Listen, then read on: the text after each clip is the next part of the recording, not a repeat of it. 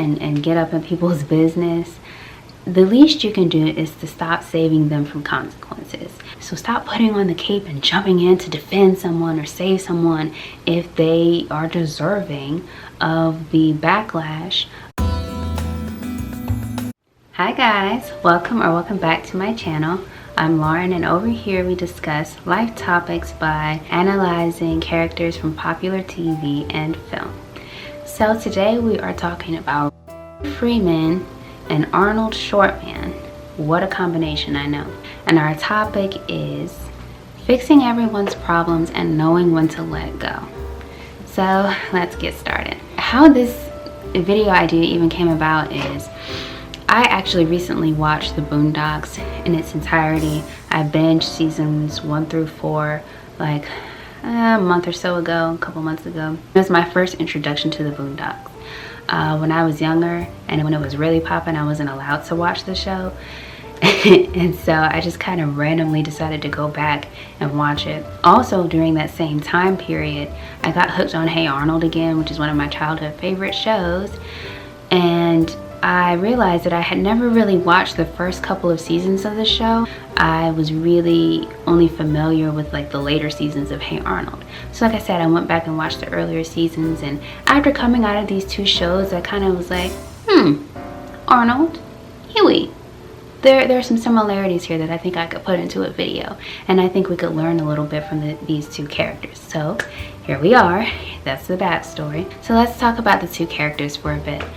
Huey is 10 years old, Arnold is 9 years old. They are both these charismatic, wise beyond their years, little boys. It's kind of small for their ages, big heads, big hair, and you wouldn't necessarily expect that much from them just looking at them. They're kind of, like I said, they're kind of small for their age, like small in stature, but both of them have just such a big presence. And they are the go-to when it comes to solving the problems and issues that their friends get into. They're both incredibly mature. They have things figured out, it seems. They always have some wisdom or advice to give somebody. It's like, how did you even get that? You're a kid.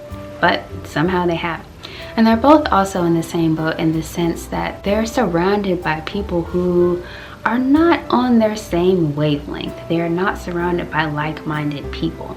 In Huey's case, he has his younger brother and his granddad who are just on two totally different pages than Huey.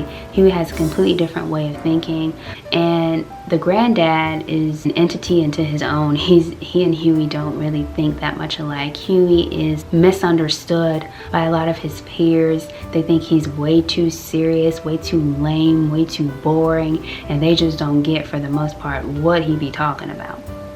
So that's Huey's situation. And then we look at Arnold, who grew up in the boarding house with his grandmother and his grandfather and the other tenants. And while his grandmother and his grandfather love him very much, they are not exactly on the same page as him. His grandmother is an entity into her own. She has her own world that she's crafted. The grandfather, Phil, he seems to understand Arnold a little bit more, but even still he thinks Arnold takes his life a little bit too seriously. And that's definitely true for Arnold's friends. While some of them kind of admire him for it, like Gerald, his best friend, he respects Arnold, a lot of them do not respect Arnold. They walk all over him, and they only come to him when they need help getting out of some mess. Other than that, they kind of think that he's a wet blanket, and they just don't understand why he does the things that he does. Both Huey and Arnold are kind of similar in the sense of this, they were born into these situations, and it feels like maybe they don't belong completely there, but they make do with what they have. The third thing that sort of connects these two, which was in the thumbnail of this video, is they have this kind of Captain Save-A, you know what, complex, where they feel they gotta be Clark Kent and just swoop in and save people from their mistakes and from the consequences that were coming their way.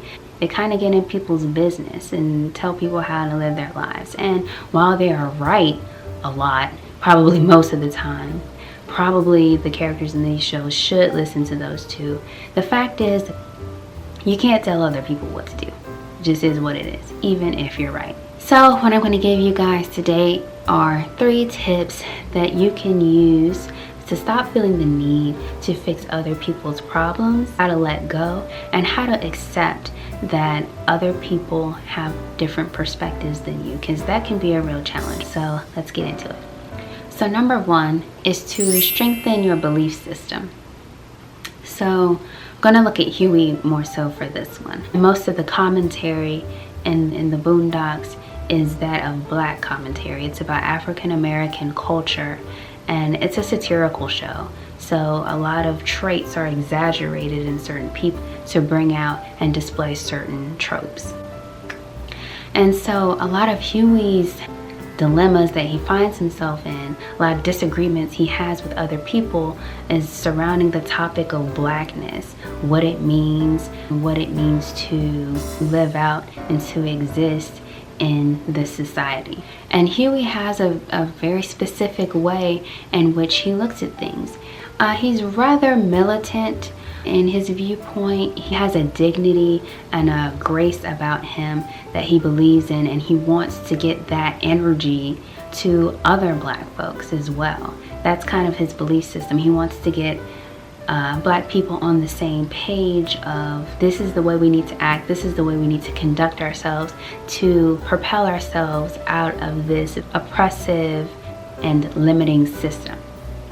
And when he runs into people who do not have the same belief system as him, they clash. There's a season 2 episode called The Hunger Strike, where Huey is boycotting the BET network as he believes that they are essentially feeding the public content that has a negative impact on the Black community specifically. And he goes on this strike. He gets some aid from some folks that turn out to not be on the same page as him, and he's very discouraged in the end. And in the end of that episode is one of the most profound moments that I've ever seen Granddad in. He's usually so far off from reality.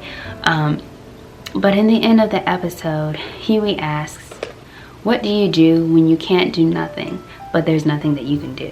And to that, Granddad responds, "You do what you can." And while this may seem like that's not the answer I wanted. Well, no, it might not be the answer you wanted, but that is what it is. You do what you can. You have your belief system, you have your code of conduct, you have the way that you live your life, and you do what you can to live that out, to maybe even one day become an example to someone else. But it's important to remember that you have to live for you, and you enjoy the fruits of your good doing, of your good deeds. It doesn't necessarily have to be for other people, and other people might not necessarily latch on to what you're doing. And the stronger your belief system, the more conviction you have, the more that you know that you're doing the right thing for you, the less you begin to worry about whether other people are watching or taking note or emulating you. You just do what you do because you know that it's the best decision for you. And you can begin to tune out those other negative voices. Number 2 is to stop keeping people from consequences. If you're a person that likes to save people and get up in people's business, the least you can do is to stop saving them from consequences. This one, I want to look at Arnold, and specifically I want to look at the episode of Deconstructing Arnold. In this episode, there are a number of the kids that get themselves into trouble, or they're coming up with these ideas that they're going to use, and eventually they're going to get into trouble because of it. Arnold comes up at each point and is like, "I don't think that's a good idea. I don't think you should do that." And eventually Helga is like, "Oh, Arnold, you're such a wet blanket. You're always ruining somebody's fun. Such a goody two-shoes. I bet you couldn't even stop if you wanted to for a day." And Arnold is like, "Okay, fine. Yes, I could. Game on." So they go through with this. The kids do all of the things that Arnold told them not to do. And at the end of this episode, they get in trouble and they go back to Arnold to try and fix and figure out what they should do to get themselves out of it. They ask Arnold for help. And instead of turning them away and letting them face the full brunt of the consequences for their actions like they're supposed to, that's what kind of kicks people in the butt and gets them in line some of the times. Some people have to experience what it is to be punished for them to start to get it. Instead of letting that happen, Arnold swoops in with his Superman cape and tells them how they should go about it, so that shows them how to take the path of least resistance, and they use what Arnold says and they all come out okay and on top. Some of them get a little punished and some of them have to apologize, but they didn't receive the consequences that were equal to the crime. What this does when you save people from consequences, when you save people from accountability, is it strengthens their delusion that they can keep doing things and getting away with it. You encourage them inadvertently to keep doing what they're doing and to do worse, because they're going to keep pushing it. If you feel like you can get away with certain things, and you do get away with certain things, you're going to keep going until you don't get away with certain things. That's just the way people do. So stop putting on the cape and jumping in to defend someone or save someone if they are deserving of the backlash, of the consequence of their actions. We as human beings need that to keep us grounded and reasonable and treating people in a decent manner. And actually what you do, and what Arnold does a lot when he saves his friends, Huey sometimes too, when he swoops in and saves someone who has rejected his teachings all along, what you're really doing is interfering with universal law. Universal law says that there's a cause and effect. Science, physics says that for every action there's a reaction. And then you try and get in the way and stop physics. You try to stop universal law because you don't want them to suffer. If you don't get out of the way and let it happen. Number 3 is don't let people put out your light. Part of the reason I really like these two characters is because I really feel for them. They really do try to put out good, and a lot of times they wind up being discouraged and getting back little to nothing compared to what they put out. But in this, I think it's important for us to realize that even though you might not see immediate results in trying to help or be a good person, it doesn't mean that there won't be any results down the line. So never, and as corny as cheesy as this one is, don't ever give up. Don't ever lose hope completely. Don't ever stop being the organic, good person that you are because other people are acting up. I don't think we always realize the importance of a good example. Someone can be watching you from afar and you not even know it, and you're influencing them in some positive way and you have no idea. And there could be someone right there who is still making bad choices, but they're still watching you, and they will one day come back to your example. That's also something that happens, so it's important to remember that. If you guys recall, I think this was a season 1 episode in the Boondocks, when it's the R. Kelly episode, and the courtroom is filled with people and they are all on the side of R. Kelly. And so Huey gets up and he makes this speech, and the room is completely quiet while he's talking, but as soon as he finishes, Riley starts riling up the people. Man, sit down, nobody want to hear that, blah blah blah. And they kind of boo Huey off stage. I would imagine that was a very discouraging moment for him. He was standing up when no one else would. He was speaking truth when no one else would. He was saying the uncomfortable truths when no one else would. And not only did they not listen, but they called him crazy for doing it in the first place. We can imagine that that's pretty hurtful. But the truth is, while the collective voice might have said, hey, Huey, sit down, there were still individuals in that courtroom. There were probably still individuals who were influenced by what he said and maybe thought on their way back home about what he said.